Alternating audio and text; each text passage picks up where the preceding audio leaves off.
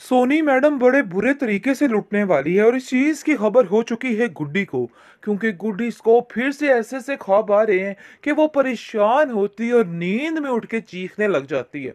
क्योंकि उसकी खाला को काफी हद तक तकलीफ पहुंचने वाली है, जिसकी वजह से आप देखेंगे कि वो साफ साफ कहती है हमजा को कि देखो हमजा, मुझे तो ऐसा लग रहा है कि जैसे कुछ बहुत गलत होने वाला है। हमें सोनी अभी को बचाना होगा। जिस पर हमजा कहता है कि आखिर मैं कैसे ऐसे कर सकता हूँ, वो तो हमारी किसी बात का कोई यकीन करती ही नहीं, बल्कि अपनी ही मर्जी करती चली जाती है। लेकिन आप देखेंगे कि वो हमजा को कहती है कि नहीं, मैं जानती हूँ ये बात, लेकिन ये बात भी सच है कि मुझे ख्वाब झूठा नहीं आ रहा है और मैं बार बार एक ही बात देख रही हूँ कि सोनी आप ही किसी गहरी मुश्किल में फंसने वाली हैं। अरे भाई, उनकी मदद करो, हमें उनकी मदद करनी चाहिए वरना वो बहुत अकेली हो जाएंगी। जिसको सुनकर वो जहांगीर को कहता है कि हमें सोनी आप ही पे नजर रखनी होगी। जिस पर जहांगीर कहता है कि हमसे तुम्हारा दिमाग खराब हो चुका है, आखिर तुम भी गुड्डी की जुबान बोलने लगे हो। तुम्हारा गुड्डी से मिलना जुलना बातचीत करना बिल्कुल खत्म। क्योंकि मुझे ऐसा लगता है कि उन लोगों से मिल मिल के तुम्हारा दिमाग भी उन लोगों जैसा ही होता जा रहा है। लेकिन गुड्डी बार बार काफी परेशान हो जाती है और उठती है और उठ के अपनी खाला जान का नाम लेने लग जाती है। जिस पर शाजी और उनसे कहते हैं कि वहां पे जाना तुम्हारा ठीक नहीं है, हम तुम्हें बार बार कह कह के थक गए हैं। अरे भाई, पराया धन है, वो वहां पे जाओगी तो मसला और बढ़ जाएगा और मैं ऐसा नहीं चाहता हूँ। यानी कि औरंगजेब अपनी चालाकी के साथ गुड्डी को अपने हाथों में करने की कोशिश कर रहे और उसको कहता है कि फिक्र मत करो, सब ठीक होने वाला है, देख लेना सब खैर खैरियत हो जाएगी। आगे से वो कहती है कि नहीं, आप नहीं जानते कि मुझे ऐसा लग रहा है कि जैसे बहुत कुछ गड़बड़ हो जाएगी।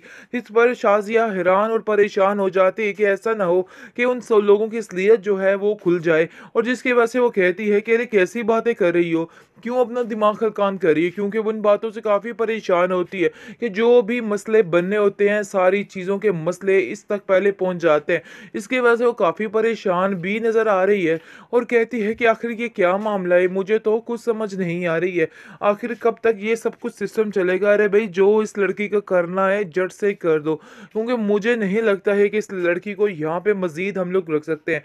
अगर हम रखेंगे तो देखो, तबाही और नुकसान हमारा अपना ही है और मैं ऐसा बिल्कुल भी नहीं चाहती हूँ। कैदी है तो कैदी ही ठीक है, हमारी मर्जी, हम इसके साथ जो मर्जी करें। आप लोगों को कुछ भी बोलने की ज़रूरत नहीं है। जिस पर आप देखेंगे कि वो लोग वहाँ से बेचारे परेशान होकर चले जाते हैं, क्योंकि शाजिया साफ साफ जवाब दे देती है कि ये आपके साथ नहीं जाने वाली है। इसलिए आप देखेंगे कि दूसरी तरफ हमजा जो है वो बहुत रोता है आके और कहता है कि आप नहीं समझ रही हैं कि उन लोगों ने तो सिर्फ और सिर्फ उसको एक कैदी बना के रखा हुआ है और उन लोगों का कोई भी मकसद नहीं है। वो चाहते हैं कि बस वो उनके घर के काम कर दे और सारा मामला जो है वो ठीक रहे। औरंगजेब कहता है कि मुझे समझ नहीं आ रही है कि आखिर ये मान कैसे गया। कल तक तो ये इस बात के खिलाफ था और आज इसको ऐसा लग रहा है कि जैसे इसको साथ लेके जाना ही इशरत की सेहत का राज है। आखिर कैसे हो गया, उनका भी दाल में कुछ काला लग रहा है। क्योंकि जहांगीर भी किसी मकसद मकसद के बगैर कुछ ऐसा नहीं करता है, क्योंकि वो भी जानता है कि इसके पास अच्छी खासी दौलत है और इस दौलत को पाने के लिए वो कुछ भी कर सकता है। इसलिए वो भी ये चाल चल रहा है, लेकिन मैं ऐसा नहीं होने दूंगा। ये बात तो तय है कि गुड्डी वहाँ पे कभी भी नहीं जाएगी, क्योंकि अगर गुड्डी वहाँ पे चलेगी तो मामला ख़राब हो जाएगा। तुमने बहुत अक्लमंदी की शाजिया जो गुड्डी को वहाँ पे नहीं भेजा, वरना आज काफ़ी हद तक मसला ख़राब हो सकता था। तुम्हारी वजह से आज मैं बच गया। जिसको सुनकर वो कहती है, अरे भाई, मुझे तो पहले ही समझ आ गई थी कि माजरा क्या होने वाला है। इशरत बड़े मान और बड़े चाव के साथ अपनी भांजी को लेने के लिए उसके घर जा पहुंचती है। बहुत खुश होती है कि वो अपनी भांजी को लेके वापस आ जाएगी और सब कुछ ठीक हो जाएगा। उधर जाकर उससे माफ़ी मांगती है और कहती है, क्या तुम मुझे गुड्डी माफ़ कर सकती हो? जो कुछ हुआ सो हुआ, लेकिन यकीन मानो मैं तुमसे बहुत प्यार करती हूँ। जिस पर गुड्डी भी रोकर अपनी खाला के गले लग जाती है और कहती है कि आपको ये बात यकीन दिलाने की ज़रूरत नहीं है। मैं जानती हूँ कि आप मुझसे बहुत ज़्यादा प्यार करती हैं। लेकिन अब देखेंगे कि ऊपर से ही शाजिया टपक पड़ेगी। शाजिया कहेगी कि आखिर ये सारा क्या माजरा हो रहा है। देखो, ये बात तो तय है और साफ है कि ये गुड्डी जो है, इसका आप लोगों पर अब कोई हक नहीं है और आप लोग इसका हक नहीं रखते।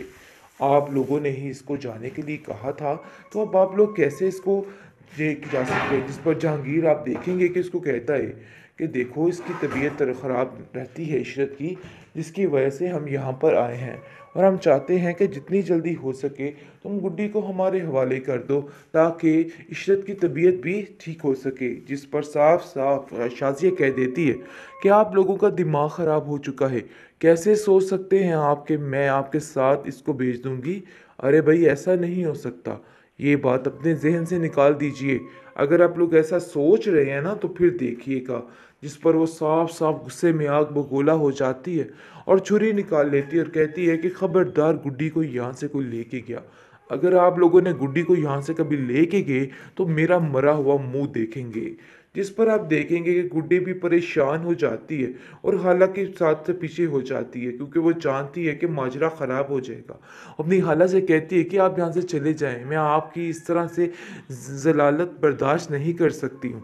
जिसको सुनकर वो कहती है कि गुड्डी मुझे तो समझ नहीं आ रही मैं क्या करूँ, क्योंकि शाजिया बार बार एक ही बात कर रही है और कहती है कि आप लोग सिर्फ और सिर्फ लालच की वजह से यहाँ पे आए हैं, इसके अलावा आप लोगों का कोई मकसद नहीं है।